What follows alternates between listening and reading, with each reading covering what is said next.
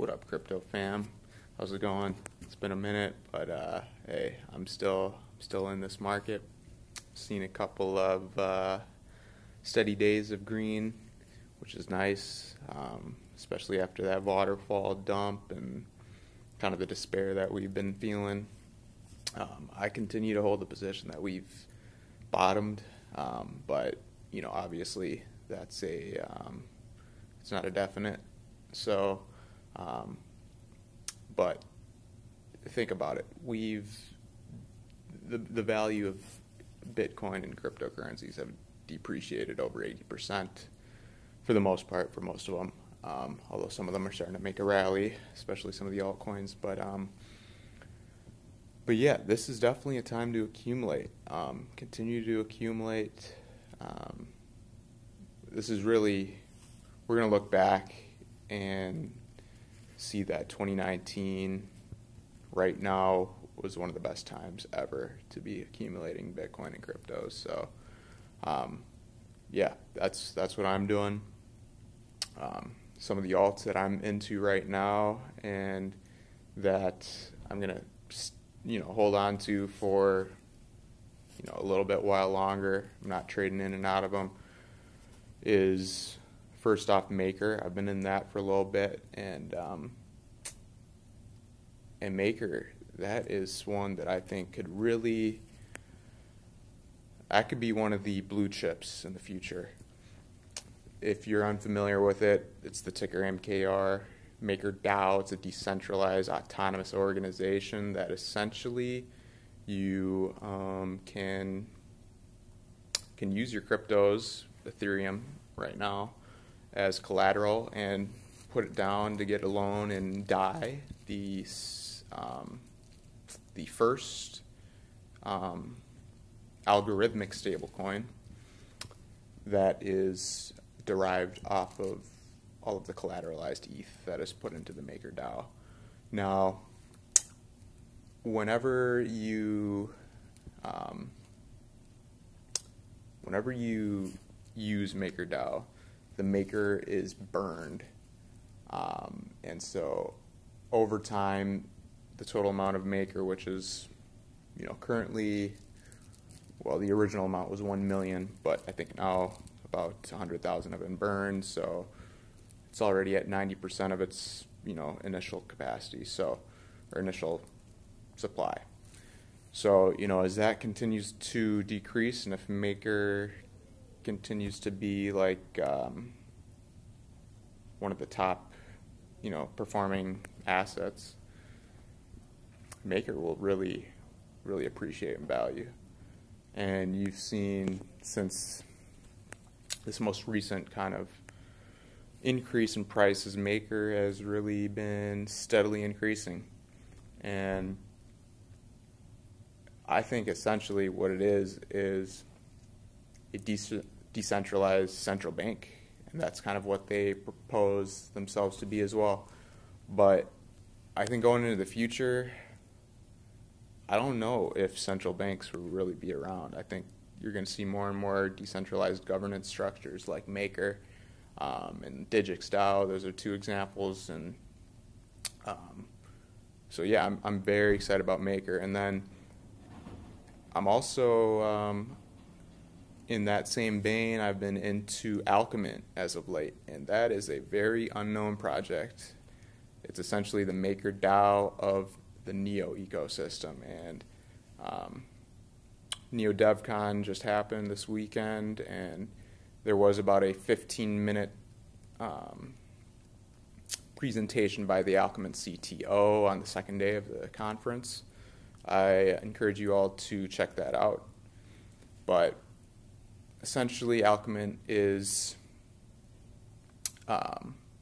similar in the fact that they have a stable coin that's algorithmic based off of the collateralized amount. And I don't know if it's live right now, to be honest. I don't know.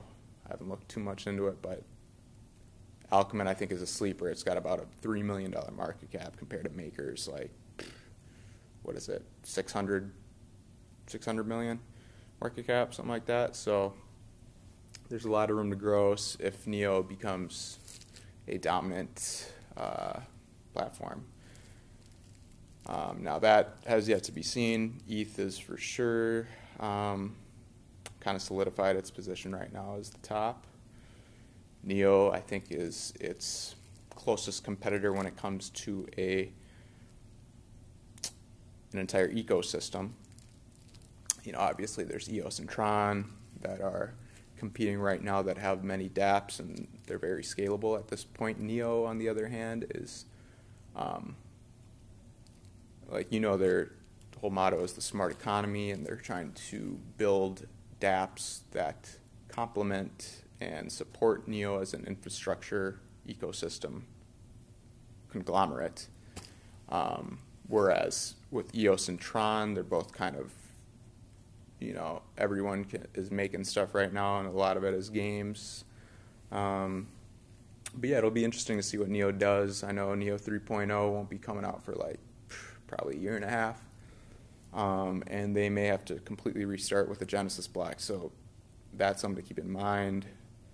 But they have some brilliant people behind it, and they still have a lot of their funds. So yeah, I really like the leadership of Dong Fei as well. So I think NEO and their whole ecosystem for Alchemint, look for Alchemint. So